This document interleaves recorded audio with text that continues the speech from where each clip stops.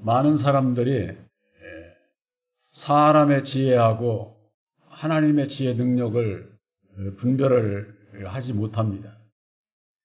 그건 왜 분별을 하지 못한다고 그러느냐?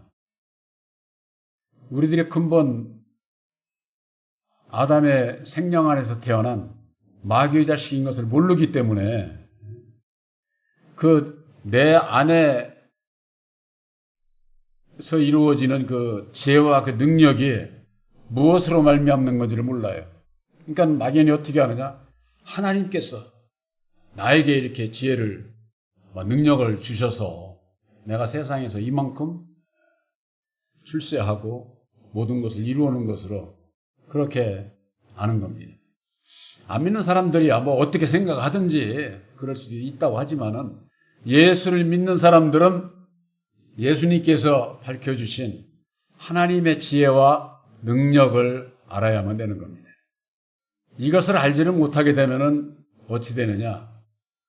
사람의 지혜를 가지고 그게 성령의 능력으로 잘못 알고 신앙을 하게 되는 거예요. 오늘날의 인공지능이라고 하는 것이 이를테면 사람의 지혜와 능력이거든요. 지능이라고 하는 것은 지혜와 능력을 합쳐서 지능이라고 하는 거예요. 그러니까 인공, 사람에 의한 지혜, 능력을 얘기를 하는 거예요. 그러니까 우리가 각기 개개인이 다 가진 바 지혜, 능력이 있잖아요. 우리들 개개인이. 그런데 이 인공지능은 인구 80억의 그 인공지능보다도 더 나은 그런 거예요. 이게 사람의 과에 어떻게 견줄 수 없는 그런 그 지혜 능력을 가진 이를테면 그 AI도 넘어서 AGI가 나온다는 거예요. 그러나 아무리 그 지혜가 능력이 많다고 해도 뭡니까? 사람의 지혜와 능력이죠. 그건 사람의 지혜. 근데 성경 말씀은 사람의 지혜로는 하나님을 알 수 없다. 이렇게 돼 있어요. 성경 말씀은.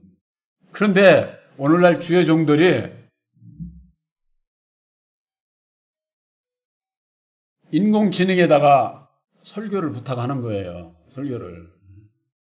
그래서 성경 말씀에 어떤 그 요지를, 요 말씀을 저거 해갔다, 저건 성경 말씀을 그걸 주면은 그 말씀을 가지고 설교집을 딱 마련을 해주는 거예요. 설교에. 그러니까 아주 쉽죠. 그전에는 주의 종들이 그냥 성경 말씀을 그냥 이리 갔다 저리 갔다 그냥 아주 저기서 그것도 일주일에 저 같은 경우는 3번 설교를 하니까 저거 하지만은 일반 교회에서는요 3번이 뭐야 4번 5번 이러려니까는 그거 정말 참 어떻게 보면은 머리가 아프죠. 머리가. 그런데 이 인공지능이 나와가지고 인공지능한테 딱 해주니까는 그냥 2초도 안 걸려. 1초면은 나오는 것 같아. 싹 해가지고 정리를 해서 해주니까 얼마나 좋아요. 이게 뭡니까? 성경을 깨달아 알 수 있는 것은 보혜사께서 주의 이름으로 오시는 성령, 그가 모든 것을 가르쳐주고 내가 말한, 비유로 말한 그 모든 것들 생각나게 하시리라. 그래서 성경 말씀은 계시를 받는 자 외에는 아버지를 알 자가 없다. 예수님께서 직접 그렇게 말씀을 하셨는데 오늘날 주의 종들은 얼마나 편한지 AI에다가 탁 집어넣으면 그냥 설교가 아주 나오는데 제가 넣어봤어요. 그걸 넣어봤는데 참으로 기가 막혀야 하죠. 그 말과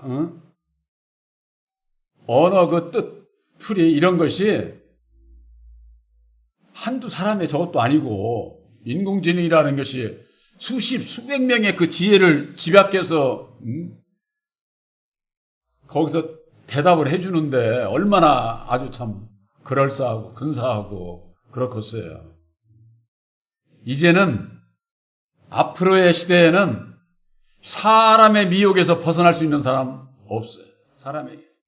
오직 보혜사를 영접한 여러분들 이외에는 무조건 이건 다 미혹을 받게 돼 있어요.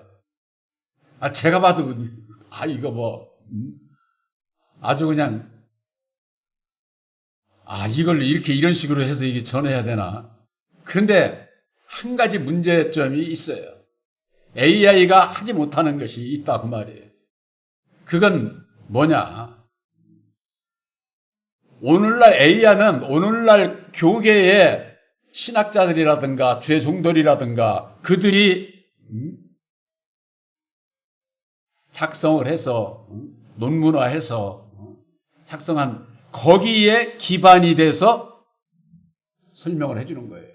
그러니까 제가 이를테면은 십자가의 도 안에서 아담의 정체, 십자가의 도를 얘기를 해서 해줘도 결국 설명을 하는 것은 오늘날 교계의 그 교리에 맞춰서 설명을 해주는 거예요.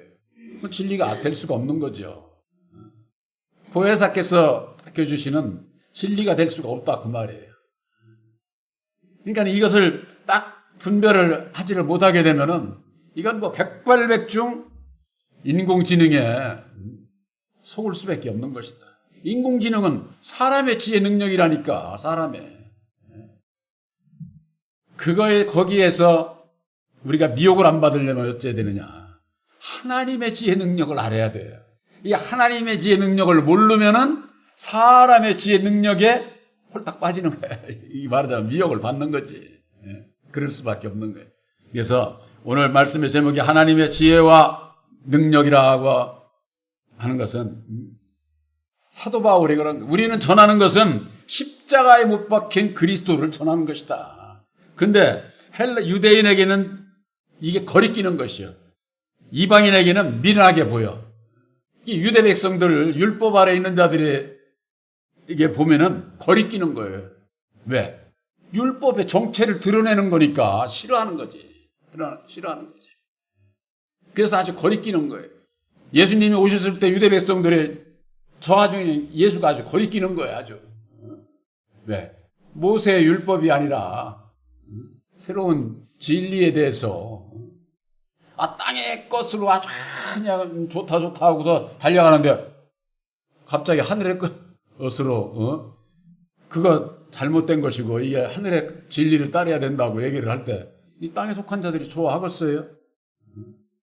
내가 이 세상에서 좋기만 한데 뭐 또 딴소리야 이런 식으로 쳐받고 조롱하고 핍박하고 결국 예수를 십자가에 못 박는 그런 일을 한 거거든요. 근데 이방인들이 보기에는 미련하게 보이는 거예요. 이방인들은 왜 그렇습니까? 내 멋대로 내 생각대로 그냥 살 거야. 수단 방법거리지 않고 살아서 나 이 세상 살다가 구원? 그것은 예수 믿는 너희나 받아. 지금 뭐 쉽게 얘기해서 당장에 예수 믿어서 밥이 나오냐 뭐가 나오냐 이런 소리를 하는 사람들이 그런 사람들이에요. 그래서 십자가에 못 박힌 그리스도 무엇을 뜻하는지 의미하는지를 이걸 모르게 되면은 율법 아래에 있는 자들은 거리끼는 소리가 되는 거예요. 왜? 율법의 정체를 드러내니까. 그런데 이방인들을 보면은 참 미련하게 보이는 거죠. 근데 반대로 진리 안에 있는 우리들에게 있어서는 십자가의 도가 구원받지 못하는 자들에게 있어서는 미련한 거예요. 미련한 거. 그게 고린도전서 1장 18절에 있는 말씀이 그런 거예요. 그러나 구원을 얻는 우리들에게 있어서는 하나님의 능력이 있다. 십자가의 도는 그리스도는 하나님의 능력이에요. 우리가 얘기를 예수는 그리스도다. 모든 사람들이 다 얘기하잖아요. 그러면서도 육신은 오신 예수님만 찾아. 예수를 알려면은 그리스도를 알아야 되는 거예요. 그리스도는 말씀이에요. 그래서 교회에서도 말씀하는 거예요. 근데 무슨 말씀을 전하고 가르치고 믿느냐가 이게 중요한 거죠. 골로새서 2장 2절에 그리스도는 하나님의 비밀이다 그랬어요. 그리스도 비밀. 하나님의 비밀이야. 예수가 그리스도면은 예수가 비밀이죠.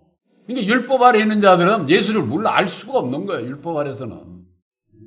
그러니까 구약에 있어서는 메시아를 보내줄 것을 우리가 했는데 유대 백성들은 다윗 왕과 같은 골리앗, 다윗과 골리앗을 물리치는 그런 다윗과 같은 왕, 솔로몬 왕 같은 왕, 그런 위대한 왕을 지금도 보내달라고 기도하는 게 저 유대 백성들이에요. 유대 백성들 예수 안 믿어요, 여러분들.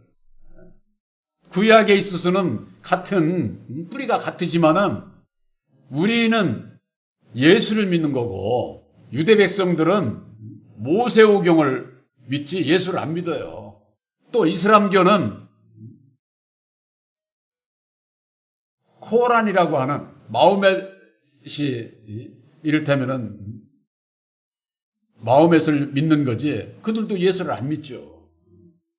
그러니까 신약에 있어서 편지 서고 이런 것도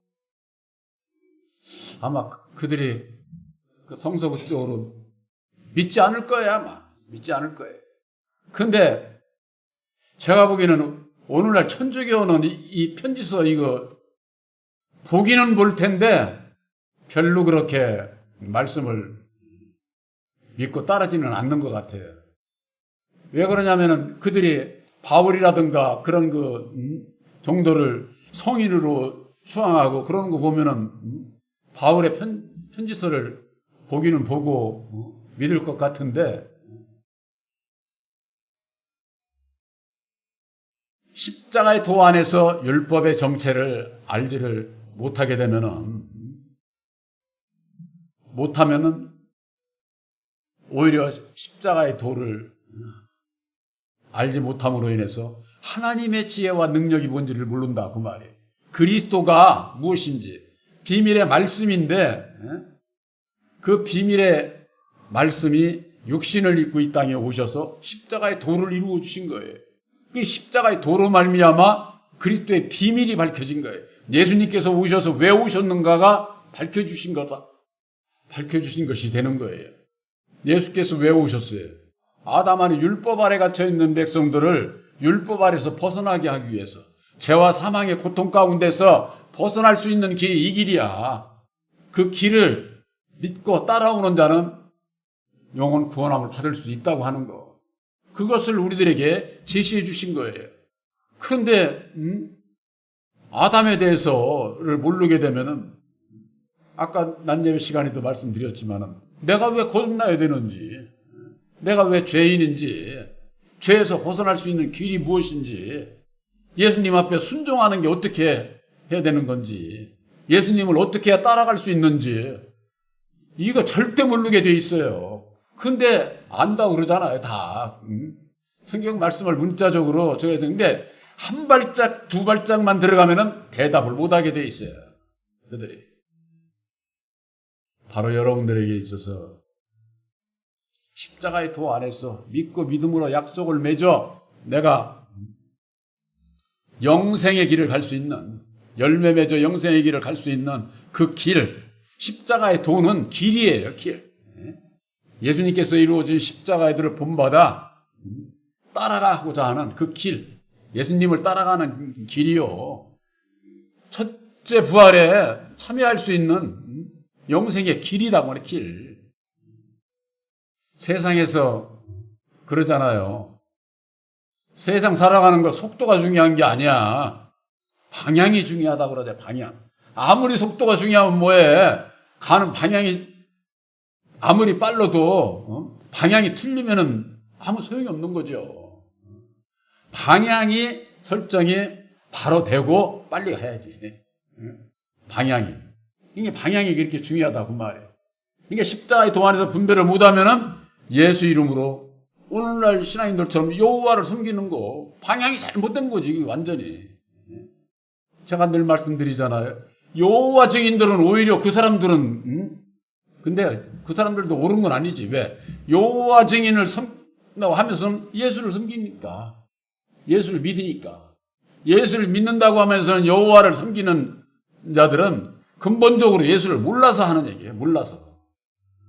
그러니까 예수를 알려면은 십자가의 도 안에서 율법의 정체를 알아야 너희들이 그 가운데 있으면 죽을 수밖에 없어. 그러니까 거기에서 벗어나는 길을 예수님께서 가르쳐 주시기 위해서 십자가상에 죽어주셨고 다시 사셔서 만 백성들을 구원하는 구세주가 되주셨기 때문에 우리들이 예수를 믿는 거예요. 그렇지 않다고 할 것 같으면은 예수님께서 다시 사시지 않았다고 할 것 같으면 예수를 믿을 필요가 없는 거지.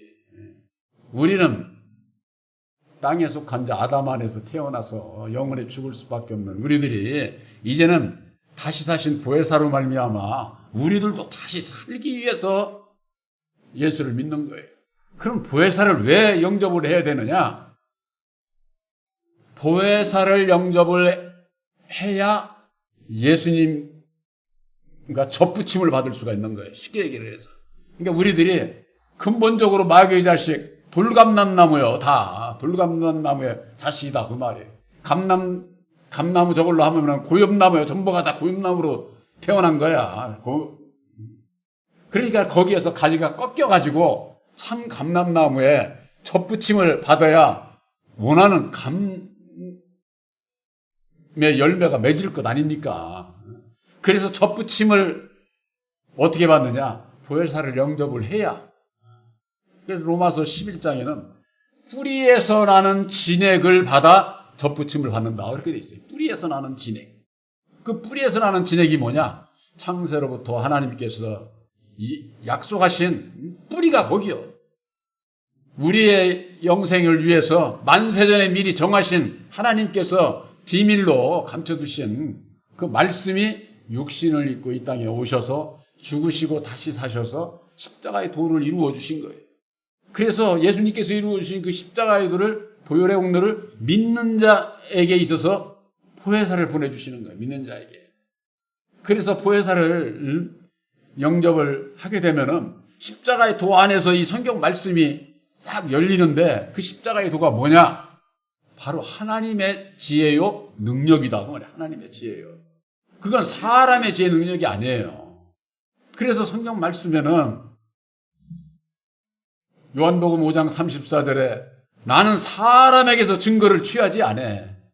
내가 이런 말을 하는 것은 너희로 구원을 받게 하려 함이니라. 이렇게 예수님께서 말씀을 하셨어요.